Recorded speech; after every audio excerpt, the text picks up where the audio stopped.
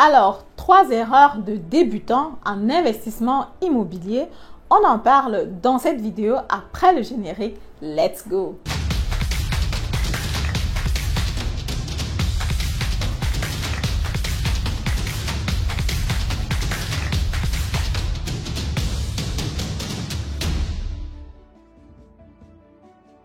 Alors, salut à toi. Si tu ne me connais pas encore, mon nom c'est Madeleine Ntedem. Je suis investisseur immobilier, entrepreneur dans le domaine de l'immobilier. Ce que je te propose sur cette chaîne, ce sont des astuces, des informations, des conseils pour que tu puisses te lancer dans ton investissement immobilier ici en Allemagne en toute sérénité. Si tu penses que tu es déjà prêt pour l'investissement immobilier, tu peux me contacter pour que je te présente des biens immobiliers que je commercialise parce que je suis conseillère financière certifiée selon le paragraphe 34i et je suis aussi agent immobilier selon le paragraphe 34c. Donc, je te propose comme ça des biens immobiliers si tu veux acheter. Actuellement, je suis en train de travailler sur mon site internet sur lequel vous allez pouvoir voir les biens immobiliers directement. Mais bon, vu que ce n'est pas encore complètement opérationnel, ce que tu peux faire, c'est de réserver dans la barre de commentaires pour qu'on en parle concrètement. Alors, 3 erreurs de débutants en investissement immobilier. Première erreur, tu n'arrives pas à concrétiser un achat. Tu passes ton temps à réfléchir.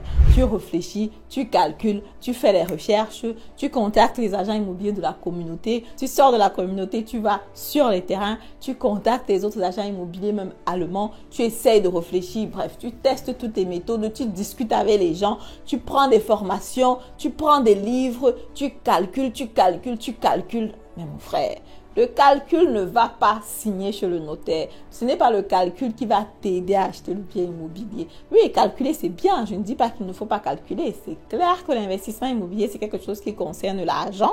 Donc, tu dois avoir ton plan. Tu dois savoir quelles sont tes entrées. Tu dois savoir quelles sont tes sorties. Mais à un moment, il faut faire le pas. À un moment, il faut que tu ailles chez le notaire signer. Parce qu'effectivement, si tu passes 2-3 ans à calculer, à réfléchir, à faire des spéculations, ça ne va pas t'aider.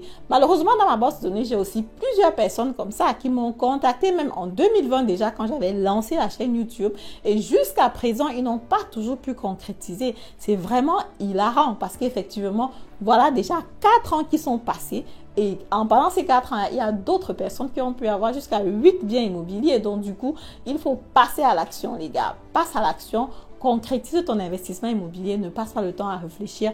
Réfléchis, oui, je ne refuse pas. Fais tes calculs, fais tes recherches. Mais à un moment, dis-toi que, bang, ça va se passer maintenant. Et si tu es parmi les personnes qui pensent que ton investissement immobilier, c'est 2024, parce que comme tu es en train de voir, le mois de mai est déjà là, bientôt le mois de juin, et bientôt l'année sera finie. Donc, si ton investissement immobilier, c'est pour 2024, c'est que c'est maintenant qu'il faut commencer. Parce que si on commence même maintenant, je peux te rassurer que pour que tu sois propriétaire, on sera en août-septembre. La procédure prend aussi du temps. Donc, je veux dire la procédure jusqu'à ce que tu entres en possession de ton bien immobilier. Trouver le bien immobilier de financement et tout le reste, aller chez le notaire, ça peut aller rapidement si le bien immobilier te convient, mais après, il faut attendre encore 6 à 8 semaines pour que le notaire valide tout le processus et que tu aies un titre foncier en ton nom. Donc, du coup, c'est maintenant qu'il faut passer à l'action si tu veux être propriétaire en 2024. Le deuxième point, c'est les personnes qui passent le temps à dire que ce n'est pas encore le bon moment. Le bon moment arrive, ce n'est pas encore le bon moment. Ça me fait souvent rire parce qu'effectivement, il y a des personnes qui m'ont contacté en 2020. On avait les taux d'intérêt qui étaient vraiment bas. On était vraiment à 2% de taux d'intérêt. Et pour ces personnes-là, ce n'était pas le bon moment. Donc, en 2022, quand les taux d'intérêt ont doublé, c'était tout simplement baf, quoi. Et jusqu'à présent, ils n'ont pas toujours pu faire d'acquisition. Donc, du coup, dire que ce n'est pas le bon moment, ce n'est pas vraiment la bonne stratégie. Parce qu'effectivement, chaque marché a ses avantages et ses inconvénients. En 2020, quand on avait les taux d'intérêt qui étaient bas, on avait les prix qui étaient relativement élevés.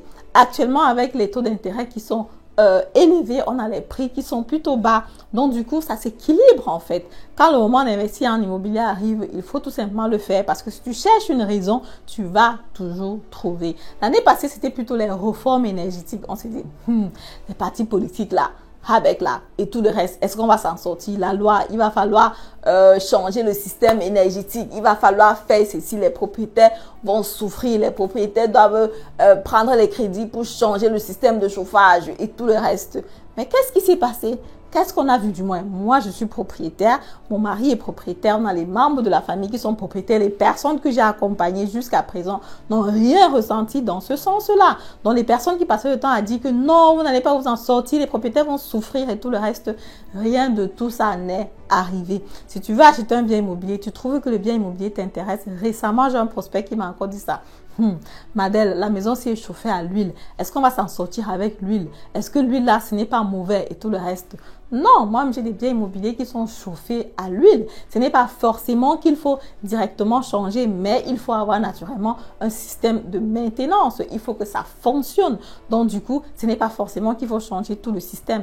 Et même si le moment d'arriver, tout le système arrive, parce que je pense qu'il y a jusqu'en 2033, si on a EO Commission, on doit changer les systèmes, ou bien alors on doit améliorer la classe énergétique. Si on veut passer par là, c'est que naturellement, il y a déjà des mesures d'accompagnement pour l'État d'un côté. Et si tu es propriétaire d'un appartement dans un immeuble, vous êtes nombreux, donc ce qui fait que les coûts ne vont pas être sur toi seul en tant que propriétaire, ça va être partagé par tous les propriétaires et ça ne va pas être vraiment beaucoup sur une seule personne. Et une fois après avoir dépensé cet argent-là, naturellement, vous allez être content parce que vous allez avoir un bien immobilier qui va dépenser moins et qui va prendre en valeur et faciliter comme ça la revente plus tard. Donc, les personnes qui disent que non, financement à 110%, est-ce que ça marche même? Est-ce que ça n'a pas des conséquences? Est-ce que ça va pas faire ci? Est-ce que ça va pas faire ça? Est-ce que tu as déjà essayé? Tu n'as pas encore essayé et tu dis que ça va te causer des problèmes. Comment? Essaye même avant de voir, parce que c'est quand tu essayes que tu te dis que peut-être c'est pas pour moi, peut-être c'est pour moi. Donc du coup, si tu t'intéresses déjà, si tu te documentes, passe à l'action, fais le pas. Et je suis là pour t'accompagner. Contacte-moi tout simplement pour qu'on le fasse ensemble. Alors, le troisième point, c'est ton entourage.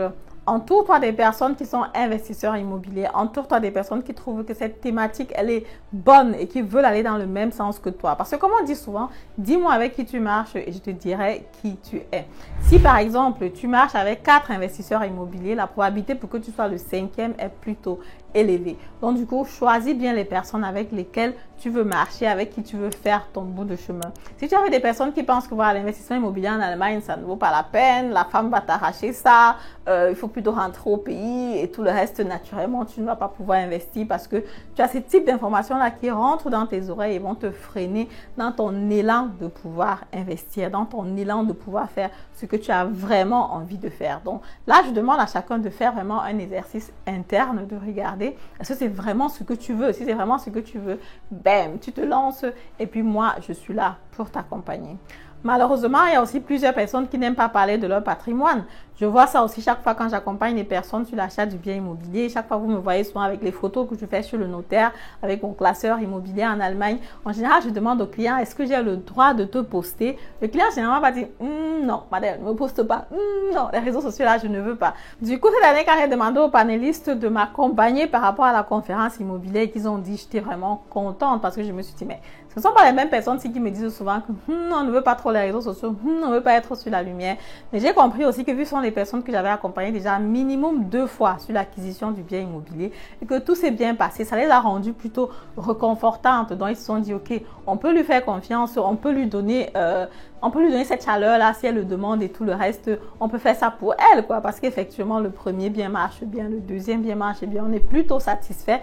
Donc si elle nous demande cette faveur-là, on le fait. Donc je profite encore pour dire une fois de plus merci à mes panélistes qui étaient à la conférence immobilière, la deuxième conférence immobilière à Berlin, parce qu'effectivement, c'était vraiment un succès. Il y a plusieurs personnes qui sont venues et ça m'a aussi permis de ne pas forcément être la seule à parler, parce que c'est toujours que voilà, quand tu parles de quelque chose, c'est bien, mais quand d'autres personnes peuvent aussi témoigner, naturellement, c'est meilleur. Donc, c'est dans ce sens-là, je suis en train de penser aussi à créer vraiment une communauté de personnes investisseurs immobiliers avec le bon mindset pour qu'on puisse comme ça évoluer ensemble et se pousser à évoluer mutuellement, quoi. C'est quelque chose, c'est un projet que j'ai dans le placard depuis un moment, j'en avais déjà parlé, mais faute de temps, je n'ai pas encore pu vraiment le structurer, mais je pense que je vais le faire et rester tout simplement connecté. Dès que ce serait possible, je vais vous donner des informations par rapport à cela.